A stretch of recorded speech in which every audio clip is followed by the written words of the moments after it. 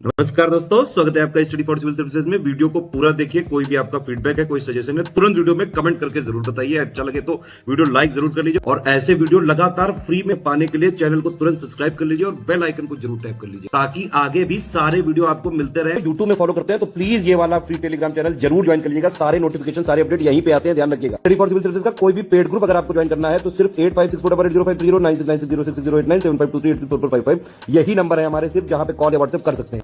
Instagram पे हमारा page जरूर फॉलो कर लीजिएगा, study for civil dot services है। ट्विटर पे हमको जरूर फॉलो कर लीजिएगा, @study for civils है। सारे क्वेश्चन अटेम्प्ट करिए और स्कोर अपना तुरंत कमेंट करके बताइए।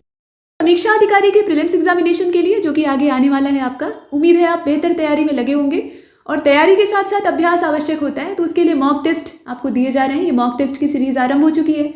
ये सेक्शन वाइज है, इसमें हिस्ट्री का पूरा हम देखेंगे। प्रश्न 50 हैं टोटल और ये बाइलिंगुअल फॉर्मेट में है। तो शुरू करते हैं।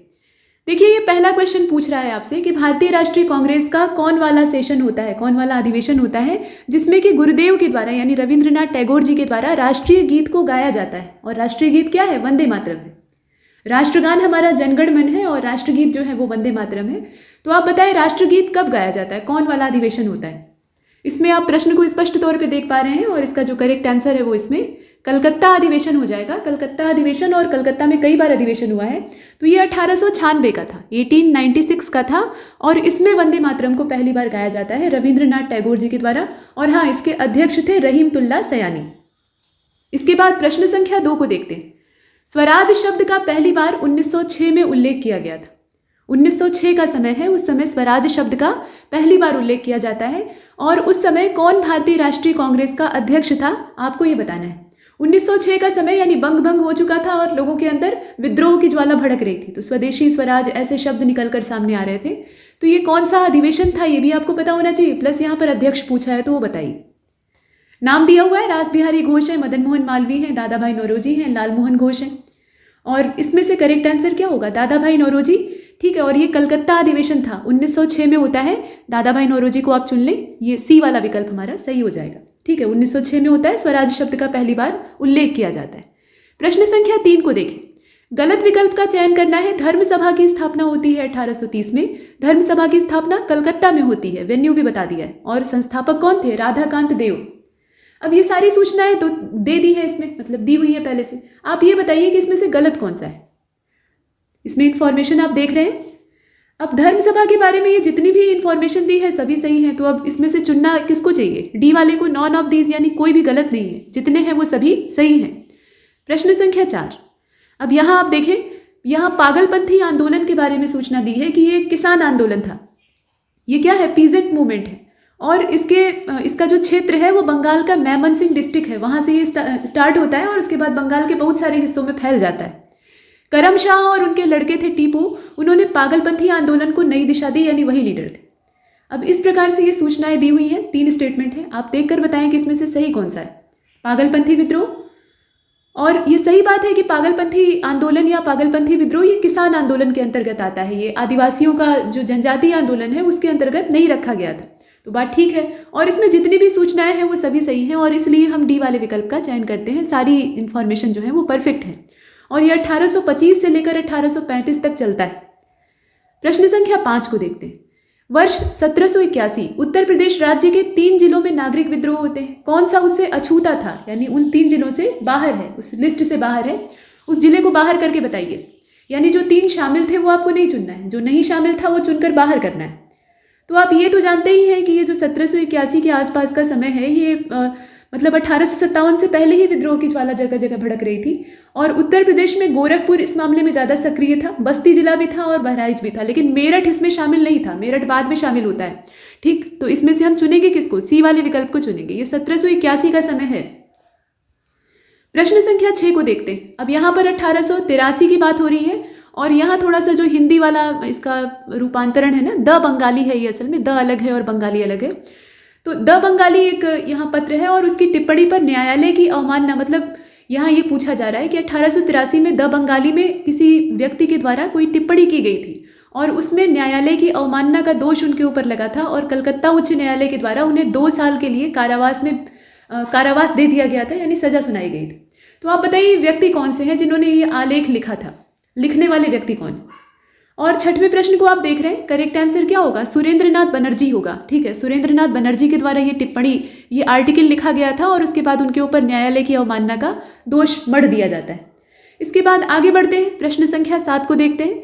निष्काम कर्म मठ, ये जो है इसकी स्थापना धोंडू केशव कर्वे, यानी जिन्हें आप DK कर्वे कहते हैं, तो उनके द्वारा की गई थी 1910 में। इसमें बहुत सारी सूचनाएं तो प्रश्न में ही दी हुई है, आप देख रहे हैं। हो सकता है यही पूछ लिया जाए कि स्थापना किसने की थी, कब की थी, वो पूछा जा सकता है। अब आप फिलहाल यहाँ बताइए कि कहाँ पर की गई थी, इसका स्थान कौन सा था? तो ये जो निष्काम कर्म मठ है, इसकी स्थापना 1910 में की जाती है। और कहाँ पर की जाती है? पुणे में की जाती है। ठीक है, इसकी लोकेशन जो है वो पुणे है, महाराष्ट्र में। इसके बाद 8वें नंबर के प्रश्न को देखिए, यहाँ पर 3 स्टेटमेंट है। रामकृष्ण मिशन की स्थापना 1897 में होती है। रामकृष्ण मिशन की स्थापना बंगाल में हुई थी और रामकृष्ण मिशन की स्थापना नरेंद्रनाथ दत्त ने की थी। अब यहाँ पर नाम नहीं दिया है स्पष्ट, जो प्रचलित वाला नाम है वो नहीं दिया है। अब बताइए आप इसमें से सही कौन सा है? तो इसमें भी आप D वाले विकल्प को चुन लीजिए। ये नरेंद्रनाथ दत्त देखकर आपको कंफ्यूज नहीं होना है, ये स्वामी विवेकानंद ही तो है। उनका जो असली नाम है वो दिया हुआ है। संत बनने के बाद वो विवेकानंद हो जाते हैं, विवेक उनके पास जागृत हो जाता है तो वो विवेकानंद हो जाते हैं, लेकिन उनका जो माता पिता के द्वारा रखा हुआ नाम था वो नरेंद्रनाथ दत्त ही था। ठीक है, तो इसमें सारी सूचनाएं सही हैं। इसके बाद 9वें नंबर के प्रश्न को देखिए, इसमें भी 3 स्टेटमेंट, गलत विकल्प का आपको चयन करना है। 1916 में साउथ इंडियन लिबरेशन फेडरेशन का गठन किया गया था, ये समय था 1916 का। मलयाली मेमोरियल का निर्माण किया जाता है 1891 में रमन पिल्लई के द्वारा। पद्मनाभ पिल्लई के द्वारा नायर सर्विस सोसाइटी की स्थापना की जाती है और ये समय था 1914 का। ये सारी सूचनाएं यहाँ पर दी है। इनकरेक्ट ऑप्शन आपको चुनकर बाहर करना है। अब इसमें से आप चुनकर बताइए, गलत जो है वही तलाश करिएगा। तो अब इसमें देखिए कि सारी सूचनाएं जो मतलब इन्फॉर्मेशन दी है ना, इनसे अलग अलग प्रश्न भी बन सकता है और ये सब कुछ सही है। तो इसीलिए हम D वाले विकल्प का चयन करते हैं कि इसमें से कुछ भी गलत नहीं है, सब सही है। 10वें नंबर के प्रश्न को देखिए, अब यहाँ पर व्यक्ति का नाम पूछा जा रहा है कि उन्होंने एक कुदियारासु नाम की पत्रिका को शुरू किया था 1910 में। तो कुदियारासु नाम की ये जो मैगजीन है, इसको स्टार्ट करने वाले व्यक्ति कौन थे? 1910 का समय होता है जिस समय ये पत्रिका शुरू होती है। तो ये नारायण गुरु थे, CV रमन पिल्लई थे, EV रामास्वामी पेरियार थे। कौन था इसमें से?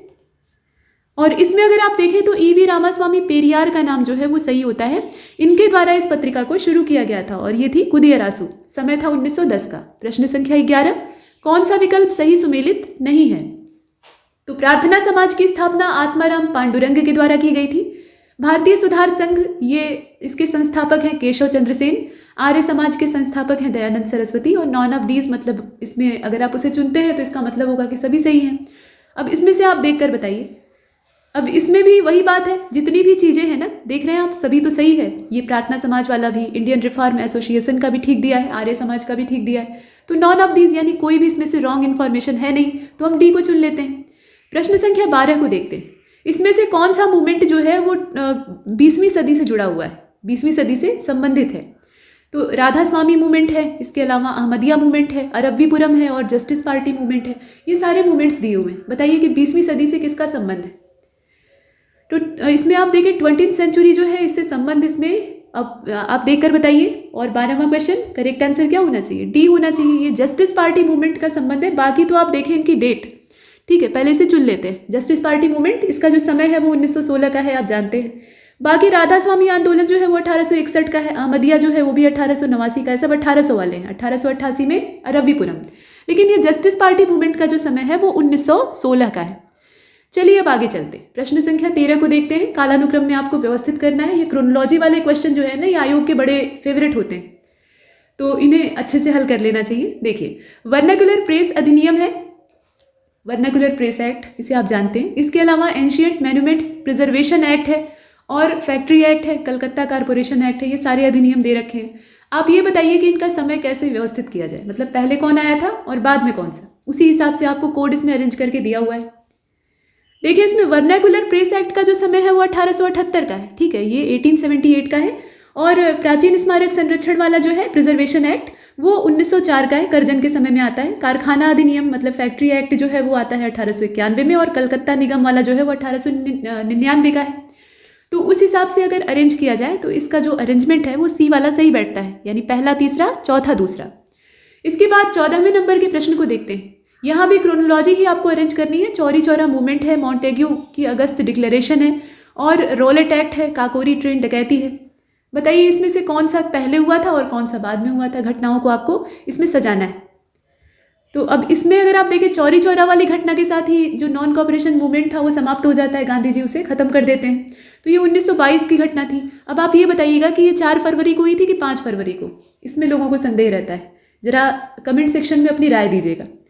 चलिए, तो चौरी चौरा वाली घटना 1922 फरवरी की ही थी। और माउंटेग्यू अगस्त घोषणा, जो मतलब माउंटेग्यू, लॉर्ड माउंटेग्यू के द्वारा अगस्त घोषणा की जाती है, वो 1917 की थी।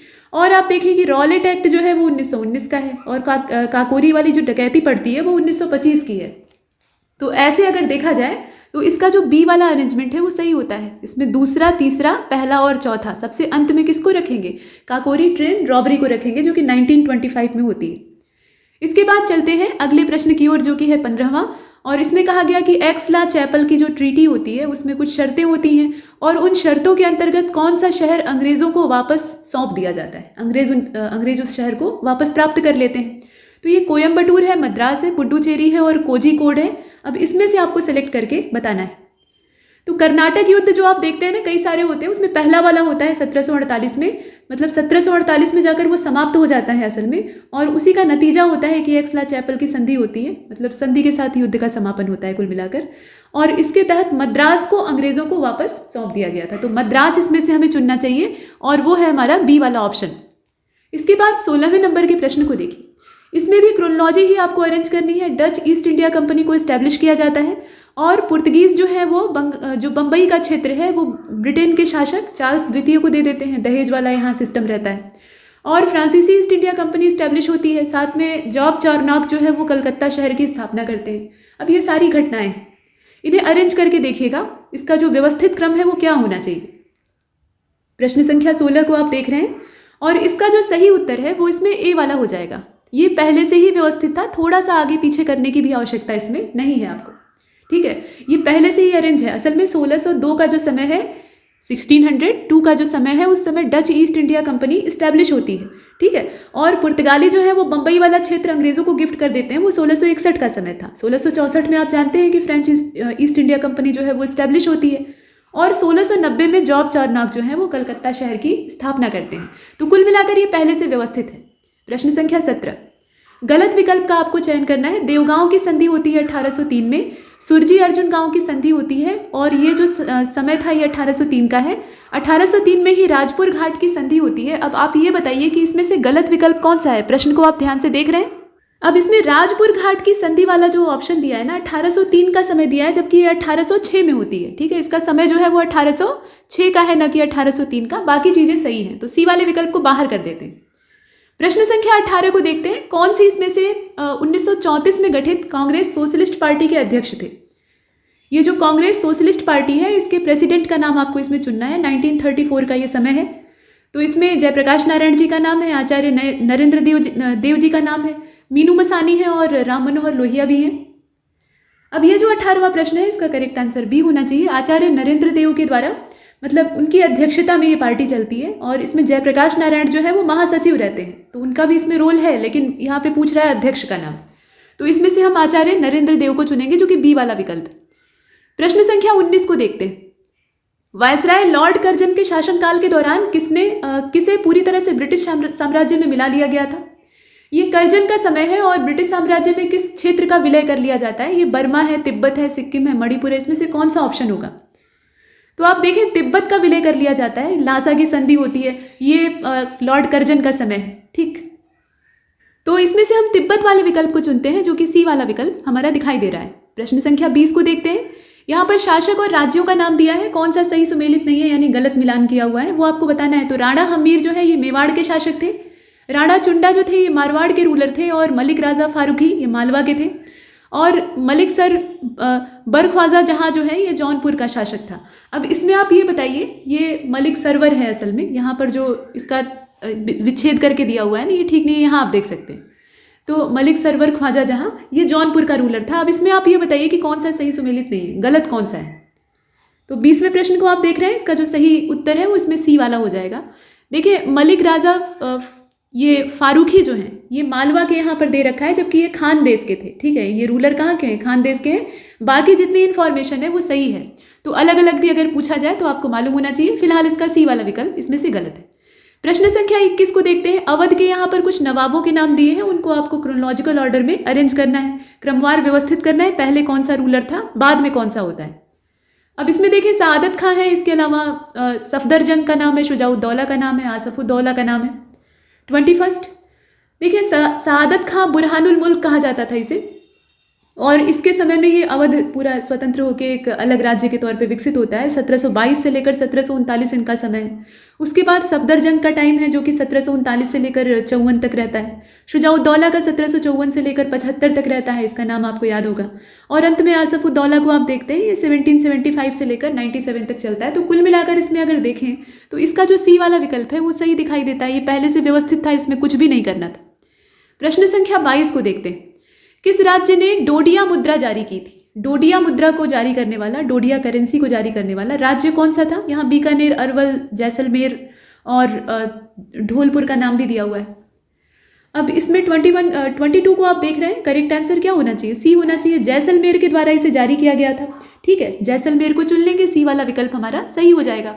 तो जैसलमेर को हम चुन लेते हैं और आगे बढ़ते हैं। प्रश्न संख्या 23 में पूछा गया कि मुजफ्फर खान को निम्नलिखित में से कौन से मुगल शासक के शासनकाल में वजीर के पद पे नियुक्त किया गया था? ये समय जो है ये किसका था आप बताइए? बाबर के समय में किया गया था, औरंगजेब के समय में, अकबर के समय में, या गयासुद्दीन बलबन के समय में? मुजफ्फर खान को आप देख रहे हैं, और करेक्ट आंसर इसका क्या होना चाहिए? सी वाला, अकबर के समय में किया गया था। अकबर के समय में मुजफ्फर खान को नियुक्त किया गया था। बाबर के समय में निजामुद्दीन मोहम्मद खलीफा को नियुक्त किया गया था वजीर या दीवान के पद पे, और शाहजहां के समय में आसफ खान को नियुक्त किया गया था, असद खान को अपॉइंट किया गया था औरंगजेब के टाइम में। तो अलग अलग वाला आपको पता होना चाहिए। फिलहाल अकबर इसमें से हमारा सही उत्तर हो जाएगा। प्रश्न संख्या 24 में कहा गया कि कौन सा नौदत अल अलेमा आंदोलन से संबंधित है? ये नदवत अल अलेमा है असल में, और इसमें आप देखें ये नदवत अल उलेमा आंदोलन जो है इससे संबंध किसका है? नाम आप देखें, इसमें मिर्ज़ा गुलाम अहमद कादियानी का नाम है, कासिम ननौतवी का नाम है, इसके अलावा शिबली नोमानी का नाम है और वलीउल्लाह का नाम है। ये सारे नाम आपसे परिचित है, इसमें देखकर बताइए। तो 24 और करेक्ट आंसर क्या होना चाहिए? इसका सी होना चाहिए। आप देखें शिबली नोमानी का नाम इसमें से चुन लेते हैं। अहमदिया आंदोलन से मिर्ज़ा गुलाम अहमद का संबंध आप देखते हैं, साथ में आप देवबंद आंदोलन से कासिम ननौतवी का संबंध देखते हैं। इस तरीके से है, तो इसमें शिबली नुमानी को हमने चुना। इसके बाद 25 को देखते हैं। यहाँ सही सुमेलित विकल्प कौन सा नहीं है वो आपको चुनना है। तो नाम दिया है और दरगाह का नाम दिया है साथ में, मतलब दरगाह की जगह दी है। तो शेख मुइनुद्दीन चिश्ती की दरगाह है अजमेर में, और मोहम्मद हुसैनी शेख जो है इनकी दरगाह है गुलबर्गा में। बुरहानुद्दीन गरीब की जो दरगाह है वो दौलताबाद में है, और निज़ामुद्दीन औलिया की है लखनऊ में, ऐसा दिया हुआ है। अब इसमें से गलत कौन सा है आप देखकर बताएं। तो डी वाला इसमें गलत दिया है। ये निज़ामुद्दीन औलिया का लखनऊ में कहाँ से पहुंच जाएगा? इसमें से हम डी वाले विकल्प को बाहर कर देते हैं। ठीक है, निज़ामुद्दीन औलिया की दरगाह कहाँ पे है? दिल्ली में है, न कि लखनऊ में। प्रश्न संख्या 26 को देखते हैं। महर्षि कपिल निम्नलिखित में से कौन से दर्शन के प्रवर्तक थे? ये न्याय दर्शन था, वैशेषिक था, सांख्य था, मीमांसा था। अब इसमें से आप सी वाले विकल्प को चुनेंगे। ये सांख्य दर्शन था जो कि कपिल मुनि के द्वारा प्रवर्तित किया गया था। बाकी वैशेषिक दर्शन को आप देखते हैं, ये महर्षि कणाद के द्वारा दिया गया था। सांख्य वाला जो है ये आपने देख ही लिया है, न्याय दर्शन गौतम ऋषि के द्वारा, और मीमांसा को आप देखें तो ये जैमिनी के द्वारा दिया गया था। तो इसमें सारे दर्शनों का आपको पता होना चाहिए। इसके बाद 27 को देखते हैं। अब यहाँ पे आपको वही क्रोनोलॉजी अरेंज करनी है। तो मध्य एशिया का शासक ये मोहम्मद गोरी जो है ये उत्तर भारत पर विजय प्राप्त करता है। ये वाला समय मोहम्मद गोरी ने पहला आक्रमण मुल्तान पे किया था, धीरे धीरे हमला करके जीतते हुए वो आगे चलता है। और मोहम्मद गोरी ने गुजरात पर भी हमला किया था। अब ये सारा जो यहाँ पे घटनाक्रम दिया हुआ है, इनकी डेट आपको पता होनी चाहिए। साथ में चौथी वाली घटना ये कहती है कि पृथ्वीराज चौहान और मोहम्मद गोरी के बीच में तराइन का पहला वाला युद्ध होता है, पहला वाला, जिसमें कि राय पिथौरा जो है वो जीतते हैं। तो अब ये बताइए कि इसमें जो क्रम है वो कौन सा होना चाहिए? सारी जो घटनाएं हैं उनकी तारीखें आपको मालूम होनी चाहिए। और 27 जो है इसका करेक्ट आंसर ए हो जाएगा। यहाँ आप देखें दूसरा, तीसरा, चौथा और पहला, यही वाला जो क्रम है ये सही होगा, क्योंकि ये मध्य एशिया का जो शासक है ये उत्तर भारत पर विजय प्राप्त करता है। गोरी ये 1192 का समय है, मतलब तराइन का दूसरा वाला युद्ध। और पहला आक्रमण जब मुल्तान पे होता है वो समय 1175 का था। 1178 में गुजरात पे हमला करता है और 1191 में तराइन वाला पहला युद्ध होता है। इसके बाद प्रश्न संख्या 28 को देखते हैं। लोदी वंश की स्थापना किसने की थी ये आपको बताना है। इसमें इब्राहिम लोदी का नाम है, सिकंदर लोदी का नाम है, बहलोल लोदी हैं और सुल्तान इब्राहिम है।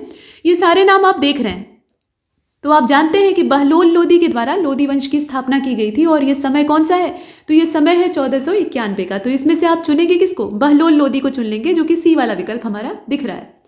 प्रश्न संख्या 29 को देखते हैं। यहाँ क्रोनोलॉजी आपको अरेंज करनी है। मलूक दास का जन्म होता है, गुरु नानक देव पैदा होते हैं, मीराबाई पैदा होती हैं और नामदेव जी पैदा होते हैं। ये सारे लोग जो महान लोग हैं इनका जन्म हो रहा है। अब बताइए कि किसका पहले हुआ था, किसका बाद में हुआ था, कौन बड़ा है कौन छोटा है उम्र के हिसाब से। 29 नंबर का जो क्वेश्चन है इसमें आपसे सिर्फ क्रम पूछा जा रहा है। अब क्रम मालूम होना चाहिए, इससे समकालीन वगैरह जो कंटेम्प्रोरी का सिस्टम होता है वो भी मालूम हो जाता है। मलूक दास जी जो है ये पैदा हुए थे 1574 में, ठीक है। ये जो है ना ये 1574 में पैदा होते हैं। और बाकी गुरु नानक देव का जन्म तो आप जानते ही हैं कि ये 1469 में होता है। मीराबाई जो है ये 1498 में पैदा हुई थी। नामदेव का जन्म होता है 1270 में। तो इस हिसाब से अगर हम व्यवस्थित करते हैं तो इसका जो बी वाला क्रम है वो सही दिखाई देता है, ठीक है। इसके बाद प्रश्न संख्या 30 को देखते हैं। अब यहाँ पूछा गया है कि कौन सा ऐसा मुगल शासक था जिसने कि सबसे कम समय तक शासन किया था। सबसे कम समय तक रूल करने वाला शासक कौन सा है। यहाँ पे उत्तर मुगल कालीन जो बादशाह हैं उनके नाम नहीं दिया है, नहीं तो फिर रफ़ी उद दौला और दरजात को हम देखते, लेकिन यहाँ पे जो असली वाले मुगल बादशाह थे उनकी बात हो रही है। तो इसमें से आप देख कर बताएं।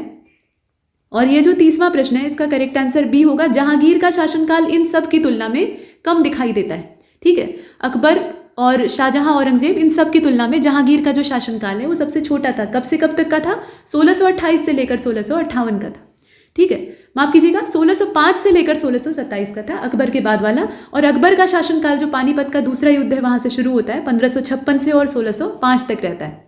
तो यहाँ हमने जहांगीर को देखा। इसके बाद प्रश्न संख्या 31 को देखते हैं। किस विभाग की स्थापना फिरोज शाह तुगलक के द्वारा नहीं की गई थी। बहुत सारे डिपार्टमेंट उसने स्टैब्लिश किए थे, उसमें से कौन सा इसके द्वारा स्थापित नहीं किया गया था, सिर्फ उसे आपको चुनना है। तो ये जो 31वां प्रश्न आप देख रहे हैं इसका करेक्ट आंसर दीवाने अर्ज हो जाएगा। ये दीवाने अर्ज जो है ना ये फिरोज शाह तुगलक ने नहीं स्थापित किया था। इसको किसने स्थापित किया था, बलबन ने। और बाकी जो आप देख रहे हैं वो फिरोज शाह तुगलक के द्वारा स्थापित किया गया था। प्रश्न संख्या 32 को देखते हैं। बाबर के द्वारा मेदिनी राय को हरा दिया गया, ये युद्ध कौन सा था। पानीपत का पहला युद्ध था, खानवा का था, चंदेरी का था या घाघरा का युद्ध था। तो बाबर एक के बाद एक युद्ध जीतता है, यहाँ की आपसी फूट का फायदा उठाता है। तो बताइए इसमें से कौन वाले युद्ध में मेदिनी राय पराजित होते हैं। 32वां प्रश्न और करेक्ट आंसर इसका सी हो जाएगा। ये चंदेरी का युद्ध होता है, ठीक है। चंदेरी का युद्ध होता है 1528 में और इसमें बाबर जो है वो मेदिनी राय को हराता है, ठीक है। घाघरा के युद्ध में अफगानों के साथ युद्ध होता है, अफगान हार जाते हैं। और खानवा वाला तो आप जानते ही है, राणा सांगा के साथ होता है। इसके बाद 33वें नंबर के प्रश्न को आप देखें। यहाँ पर देखें जो स्थापत्य है उसका नाम दिया है, बनवाने वाले का नाम दिया है।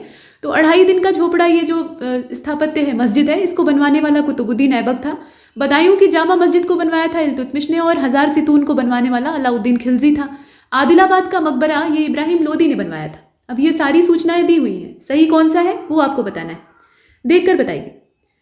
इसमें देखें जो सही विकल्प है वो आपको चुनना था, तो एक से ज़्यादा सही हो सकता है और ऐसा ही यहाँ ऑप्शन है। तो इसमें से हम ए वाले विकल्प को चुनते हैं, ठीक है। ये आदिलाबाद का जो मकबरा है ना इसको इब्राहिम लोदी के द्वारा नहीं बनवाया गया था, ये मोहम्मद बिन तुगलक का काम था। MBT ने इसको बनवाया था, यही एकमात्र इसमें गलत दिया है, बाकी सब सही है। प्रश्न संख्या 34 को देखते हैं। कौन सा यात्री चंद्रगुप्त द्वितीय के शासनकाल में भारत आया था। चंद्रगुप्त द्वितीय के समय में कौन आता है भारत। फाहियान आता है, अब्दुल रज़ाक आता है, नूनिज आता है या अलमसूदी आता है। तो चंद्रगुप्त द्वितीय का जो समय है उस समय आने वाला इसमें से जो विदेशी यात्री है वो फाहियान है, ठीक है। ये चीनी यात्री था और चंद्रगुप्त द्वितीय जिन्हें कि विक्रमादित्य की प्रतिभाशाली उपाधि प्राप्त थी, तो उनके समय में ही आता है। अब्दुल रज़ाक ईरानी यात्री था, ये 15वीं शताब्दी में आता है। 16वीं शताब्दी में पुर्तगाली यात्री आता है, नूनिज, इस तरीके से होता है। तो इसमें से हम फाहियान को चुनते हैं। प्रश्न संख्या 35। निम्नलिखित राज्यों को उनकी स्थापना के वर्ष के आधार पे क्रोनोलॉजिकल ऑर्डर में अरेंज करिए। अब यहाँ पर बीजापुर है, बरार है, गोलकुंडा है और बीदर है। ये सारे स्टेट दिए हुए हैं, आपको इसे अरेंज करके बस यहाँ पर रखना है। तो देखिए कब स्थापना होती है, किस आधार पे आप इसे रखेंगे। ये 35 नंबर का क्वेश्चन, बीजापुर की स्थापना कौन करता है। ये यूसुफ आदिल शाह का काम था, यह 1489 का समय था, ठीक है। बीजापुर की स्थापना ये यूसुफ आदिल शाह के द्वारा की जाती है और समय है 1489 का। अहमदनगर की स्थापना ये मलिक अहमद ही करता है, ठीक है। और बरार को आप देखें, बरार यहाँ पे दिया हुआ है, तो बरार का संस्थापक था फतेह उल्लाह अहमद शाह, ठीक है। और ये जो समय है ये 1490 का है। गोलकुंडा का संस्थापक कुतुब शाह था, आप जानते हैं 1518 का टाइम था। और बीदर का जो संस्थापक है वो अली बरीद था, 1527 का समय है। तो इसमें से पूछ क्या रहा था, इसकी व्यवस्था, मतलब इसको आपको व्यवस्थित करना था। तो उस क्रोनोलॉजी में अगर अरेंज करेंगे तो इसका जो सी वाला क्रम है वो सही दिखाई देता है, यानी ये पहले से व्यवस्थित है, कुछ करना नहीं था। लेकिन ये है कि संस्थापकों का नाम भी आपको मालूम होना चाहिए। 36 को देखते हैं भाई। अब यहाँ देखिए, दिल्ली सल्तनत के शासनकाल में निम्नलिखित में से किसे मुख्य न्यायाधीश के तौर पे जाना जाता था? बताइए। अब इसमें देखें, ये जो पदों के नाम दिए हैं मुख्य न्यायाधीश, इसमें से कौन सा पद होता था? आरिज़ मुमालिक है, वकील दार है, मुशरिफ मुमालिक है, काजी मुमालिक है। और 36 को आप देख रहे हैं, इसका राइट आंसर डी हो जाएगा। काजी मुमालिक जो था ये मुख्य न्यायाधीश। वैसे भी काजी का नाम देख रहे हैं तो आप न्याय विभाग से इसको सीधा जोड़ दीजिएगा। बाकी जैसे आरिज़ मुमालिक है तो वो सैन्य विभाग का मुखिया होता था। वकील दर ये शाही घराने का नियंत्रक होता था। मुशरिफ मुमालिक जो था ये महालेखाकार होता था। तो इसमें से डी वाला विकल्प हमारे लिए बचता है। 37 को देखते हैं, सही विकल्प का चयन करना है। कलिंग विजय जो है ये 261 ईसा पूर्व में होती है, अशोक के जीवन का एकमात्र युद्ध था। और विक्रम संवत की शुरुआत होती है 57 ईसा पूर्व में, शक संवत की शुरुआत होती है 78 ईसा पूर्व में। अब ये सारी सूचनाएं दे तो दी हैं, लेकिन आप बताइए सही कौन सा है? तो 37 को आप देख रहे हैं और इसका जो राइट आंसर है वो डी हो जाएगा। इसमें तीनों ही सही है, कुछ भी गलत नहीं है। यहाँ करेक्ट ऑप्शन आपसे चुनने के लिए कहा जा रहा था और तीनों सूचनाएं परफेक्ट हैं। आगे बढ़ते हैं, प्रश्न संख्या 38 को देखते हैं। इसमें से आपको ये बताना है कि किस आयोजन में, मतलब जितने भी आयोजन यहाँ पर दिए हैं, आयोजन नहीं असल में घटनाएं हैं तरह तरह की, तो कौन सा पहला कहा जा सकता है? अब इनकी तारीखें आपको मालूम होनी चाहिए। तो सिंध पर पहला अरबों का हमला होता है। कन्नौज के शासक के यहाँ कन्नौज के शासक के रूप में भोज राजा का राज्याभिषेक होता है, कोरोनेशन होता है। और चोल राजा था राजा राज, उसका राज्याभिषेक होता है। जैन परंपरा के हिसाब से चंद्रगुप्त का राज्याभिषेक होता है। ये सारी जो सूचनाएं हैं वो दी हुई हैं। इनकी तारीखें आपको मालूम होनी चाहिए, तभी आप इन्हें बता सकते हैं, मतलब इन्हें देखकर बता सकते हैं कि कौन इसमें पहले घटी थी। अब ये जो 38वां प्रश्न है, इसमें करेक्ट आंसर डी होना चाहिए। जैन परंपरा के हिसाब से चंद्रगुप्त का राज्याभिषेक होता है। ये वाला जो डी वाला विकल्प है ये इसमें से सबसे पहले, ये 313 ईसा पूर्व की बात है। बाकी जितने हैं ना सब ईस्वी में है। जैसे कि सिंध पर पहला अरबों का हमला होता है, वो 712 का समय था, आप जानते हैं। और भोज राजा का राज्याभिषेक 836 ईसा पूर्व, माफ कीजिएगा 836 ईस्वी का समय था। और राजा राज का जो राज्याभिषेक है, चोल शासक था, ये 985 का समय। तो ये सबसे पहले घटी घटना है जिसे हमने डी वाले विकल्प में चुना। इसके बाद 39 को देखें, कोट दीजी का उत्खनन किसने करवाया था? और उत्खनन का जो समय है वो बता दिया है, आज़ादी के बाद का है, 1953 का। तो किसने खुदवाया था बताइए? फजल अहमद, रंगनाथ राव या गिदत शर्मा, कौन थे इसमें से? तो फजल अहमद के द्वारा 1953 में इसका उत्खनन करवाया गया था। और रंगपुर से आप किसको जोड़ते हैं? रंगपुर का उत्खनन रंगनाथ राव के द्वारा, रोपड़ का या गिदत शर्मा के द्वारा, और लोथल का भी रंगनाथ राव ने ही करवाया था। इसके बाद 40वें प्रश्न को देखते हैं। वामदेव ने ऋग्वेद के निम्नलिखित में से कौन से मंडल की रचना की थी? वामदेव एक समय प्रतिष्ठा प्राप्त करके देवराज की पदवी पर विराजमान हो जाते हैं, इंद्र को अपदस्थ कर देते हैं। तो ये इतनी ज़्यादा महिमा मंडित होते हैं, बाद में अहंकार होता है तो वैसे ही नीचे भी गिर जाते हैं। आप बताइए कि किस मंडल की स्थापना इन्होंने की थी, रचना की थी? ऋग्वेद के अलग अलग मंडल, भिन्न भिन्न ऋषियों। तो वामदेव ने ऋग्वेद का कौन सा मंडल लिखा था, आप देखकर बताइए। और इसका जो करेक्ट आंसर है वो इसमें सी हो जाएगा। चौथा मंडल वामदेव के द्वारा रचा गया था, बाकी तीसरा विश्वामित्र ने रचा था, आप जानते ही हैं। दूसरा वाला गृहस्थ समद के द्वारा। तो ऐसे मंडलों की रचना के बारे में आपको पता होना चाहिए। 41 को देखते हैं। हड़प्पा सभ्यता में आयात से संबंधित, इंपोर्ट से जुड़े हुए कुछ यहाँ पे इंफॉर्मेशन दी हुई है, गलत कौन सी है वो आपको बतानी है। तो लैपिस लाजुली का आयात किया जाता था, यानी उसे इंपोर्ट किया जाता था अफगानिस्तान से। फिरोजा यानी जो टर्कवाइज है, इसका किया जाता था आयात बलूचिस्तान से। सेलखड़ी को हम लोग मंगाते थे तापी छाया से, और लेड जो है ये साउथ इंडिया से आता था। ऐसा इसमें दिया है, हड़प्पा सभ्यता में ये सारी चीज़ें आती थी। आप ये बताइए गलत कौन सा है? तो 41 आप देख रहे हैं, राइट आंसर इसका क्या होगा? बी हो जाएगा। ये जो फिरोजा का आयात है ना, ये खुरसान से होता था, ना कि बलूचिस्तान से। बाकी जितनी चीज़ें दी हैं वो सही दी हैं। ठीक, आगे बढ़ते हैं। प्रश्न संख्या 42 को देखते हैं। यहाँ पर प्राकृतिक आपदाओं को हड़प्पा सभ्यता के पतन का कारण बताने वाले व्यक्ति का नाम आपको बताना है। हड़प्पा सभ्यता जितनी तेजी से विकसित होती है उतनी तेजी से समाप्त भी हो जाती है। तो इसके समाप्त होने के पीछे लोग अलग अलग अटकलें लगाते हैं कि क्यों नष्ट हो गई। अब इसमें किसने ये बताया था कि प्राकृतिक आपदा आ गई, नेचुरल जो आपदाएं हैं वो आकर इस सभ्यता को तहस नहस कर देती हैं? ये राय किसकी थी? इसमें जो व्यक्ति हैं नाम देखें आप, और देखिए इसका जो करेक्ट आंसर है वो सी हो जाएगा। ये कैनेडी के द्वारा कहा गया था, KAR कैनेडी थे, और उन्होंने कहा था कि जो क्लाइमेट का परिवर्तन है, नेचुरल डिजास्टर है, उसकी वजह से ऐसा हुआ था। ठीक है, तो इसमें से हम चुनेंगे किसको? कैनेडी को चुनेंगे, जो कि हमारा सी वाला विकल्प है। आगे बढ़ते हैं, प्रश्न संख्या 43। कुछ जो इसमें से इतिहासकार है उनका मानना था कि आर्यों का हमला होता है, आर्य सभ्यता जो है वो प्रवेश कर रही होती है तो हड़प्पा सभ्यता को कुचल देती है। तो अपनी अपनी राय। अब इसके बाद गुप्त साम्राज्य के दौरान निम्नलिखित में से कौन घुड़सवार सेना का नियंत्रक होता था? ठीक है, ये जो कैवलरी है इसका कंट्रोलर कौन होता था? ये महादंड नायक होता था, महाप्रतिहार होता था, महाअश्वपति होता था, या विनय स्थिति संस्थापक होता था? ये सारे पदों के नाम हैं, ऑफिशियल्स हैं। तो गुप्त साम्राज्य के जो अधिकारी हैं, मौर्य साम्राज्य और गुप्त साम्राज्य में जो ऑफिशियल्स हैं उनके आपको पद और उनका अर्थ पता होना चाहिए। तो इसमें सी वाले विकल्प को हम पहले चुन लेते हैं। यहाँ अश्वारोही सेना का जो नियंत्रक था उसका नाम चुनना है, तो हम सी वाले विकल्प को चुनते हैं।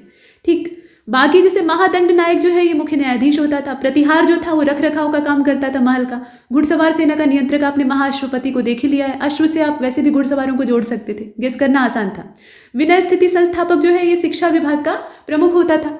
ठीक, तो इसमें से हम सी को चुनते हैं। प्रश्न संख्या 44 को देखते हैं। निम्नलिखित में से कौन सा अधिकारी मौर्य साम्राज्य के दौरान वाणिज्य विभाग के कार्यालय से यानी ऑफिस से संबंधित था?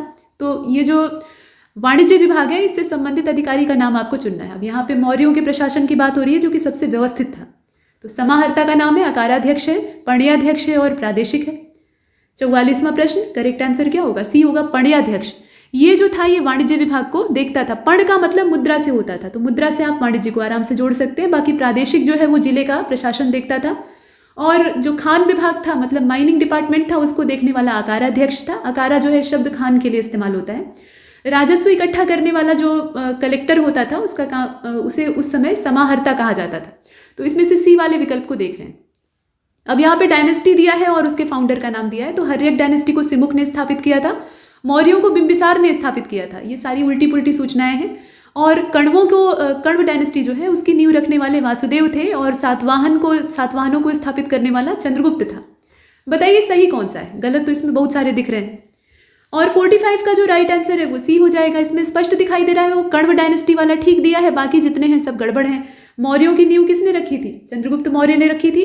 हर्यक डायनेस्टी की नींव बिंबिसार ने रखी थी और मगध साम्राज्य को शक्तिशाली बनाया था। सिमुक जो है ये आंध्र सातवाहनों का संस्थापक है। इसके बाद 46वें नंबर के प्रश्न को देखिए। वनवासी निम्नलिखित में से कौन से राजवंश की राजधानी थी? वनवासी कैपिटल का नाम है। कौन सी डायनेस्टी की ये कैपिटल थी वो आपको बताना है। तो होलसे हैं, यादव हैं, कदम्ब हैं और पाल हैं।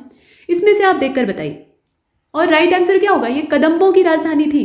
ठीक है, और पाल राजवंश जो था उसकी मुंगेर राजधानी हुआ करती थी। ठीक है, और यादवों की थी देवगिरी, होलसेयों की थी द्वार समुद्र। ठीक, हैलेबिड कहा जाता था। तो कुल मिलाकर इसमें से हम चुनेंगे किसको? कदम्ब राजवंश को चुनेंगे, जो कि हमारा सी वाला उत्तर है। प्रश्न संख्या 47 को देखते हैं। कौन सा इसमें से मंदिर काकतीय राजवंश के शासनकाल के दौरान बनवाया गया था? अब ये अभी करंट अफेयर में चर्चा में भी था। तो इसमें से आप बताइए। देखिए, काकतीयों के समय में ये जो रुद्रेश्वर रामप्पा टेम्पल है ना, ये बनवाया गया था और ये तेलंगाना में है। वारंगल तेलंगाना, काकतीय राजवंश का ये पूरा क्षेत्र था। तो इसमें से हम रामप्पा टेम्पल को चुनकर बाहर कर लेते हैं। दिलवाड़ा वाला सोलंकी डायनेस्टी के समय में बना था, माउंट आबू राजस्थान। विरूपाक्ष वाला जो है ये चालुक्यों के द्वारा बनवाया गया था, पडक्कल कर्नाटक वाला। बृहदेश्वर मंदिर जो है ये चोल राजाओं के द्वारा तंजौर में तमिलनाडु में बनवाया गया था। तो ये सारा है। इसके बाद 48 को देखते हैं भाई। अब यहाँ देखिए, अमोघ वर्ष ने निम्नलिखित में से किस शहर की स्थापना की थी? ये मान्यखेत है, परिहासपुर है, राजगृह है, पाटलिपुत्र है। इसमें से आपको चुनकर बताना है। और 48 को जो आप देख रहे हैं इसका राइट आंसर ए हो जाएगा, ये मान्यखेत है। ठीक है, मान्यखेत की स्थापना की थी। और बाकी परिहासपुर जो है इसको ललितादित्य ने स्थापित किया था। राजगीर का संस्थापक बिंबिसार कहा जाता है और पाटलिपुत्र को उदयन ने बसाया था। हालांकि पाटलिपुत्र की स्थापना तो पहले ही अजातशत्रु के समय में हो जाती है, लेकिन वो एक कैंटोनमेंट एरिया रहता है, उसको एक नगर के तौर पे बसाने वाला उदयन था। इसके बाद 49वें नंबर के प्रश्न में आप देख रहे हैं कि नैषधीय चरित्र जो है इसके रचनाकार का नाम आपसे पूछा जा रहा है। ये महाकाव्य है, ध्यान दीजिएगा। बताइए इसको रचा किसने था? कालिदास ने, या फिर भारवी ने, या फिर श्रीहर्ष ने, या दंडिन ने? 49 करेक्ट आंसर इसका सी हो जाएगा। श्रीहर्ष के द्वारा इसे रचा गया था। बाकी दंडिन के द्वारा काव्य दर्शन और 10 कुमार चरित्र जैसी रचनाएं लिखी गई हैं। और कुमार संभव ये कालिदास का ही है, इसे तो आप जानते हैं। किरातार्जुनीय ये भारवी के द्वारा लिखा गया है, कि प्रबंध या खंड काव्य आप इसे कह सकते हैं। भगवान शिव के साथ अर्जुन का संग्राम होता है, फिर भगवान शिव खुश होकर अर्जुन को पाशुपत अस्त्र देते हैं। तो कुल मिलाकर इसमें जो पूछ रहा था उसके हिसाब से सी वाला हमारा उत्तर हो जाएगा। लास्ट क्वेश्चन इस टेस्ट का देखते हैं। खालिमपुर, नालंदा और भागलपुर शिलालेख निम्नलिखित में से कौन सी डायनेस्टी से संबंधित हैं? ये आपको बताना है। तो परमारों से संबंधित है, सातवाहनों से, पालों से, या फिर होलसेयों से? देखिए और बताइए। तो देखिए पाल राजवंश जो है उससे संबंधित अभिलेखों में हम खालिमपुर को देखते हैं, नालंदा को देखते हैं, भागलपुर को देखते हैं, ये सब जितने भी हैं ये सब आते हैं। तो इनका संबंध पाल डायनेस्टी से है और इसमें हम सी वाले विकल्प को इसीलिए चुनते हैं। और यहाँ पर ये टेस्ट समाप्त होता है, लेकिन ये श्रृंखला जारी रहेगी। अभी बहुत सारे मॉक टेस्ट आपको मिलेंगे, तो लगातार अभ्यास करते रहिए। इसमें इतना ही, तब तक के लिए नमस्कार।